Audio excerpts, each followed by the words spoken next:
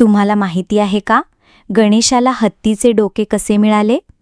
एके दिवशी जेव्हा शिव घरात नव्हते, तेव्हा पार्वतीला सोबतीची इच्छा झाली.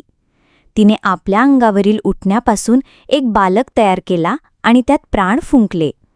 तो बालकच होता गणेश, तिचा रक्षक, निष्ठावान आणि बलवान. जेव्हा शिव परत आले तेव्हा त्या बालकाने त्यांना दाराशी थांबवले, हे न जाणता की तोच त्याचा पिता आहे.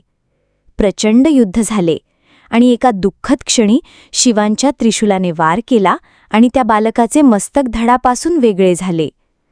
पार्वतीच्या दुःखाने संपूर्ण ब्रह्मांड थरथरले. शिवांना त्या बालकाला हत्तीचे डोके लावून पुन्हा जिवंत करावे लागले. अशा प्रकारे गणेशाचा जन्म झाला, विघ्नहर्ता, ज्याला देव आणि माणसे समान प्रेमाने पूजतात. अशाच अजून लपलेल्या कथांसाठी जोडलेले रहा.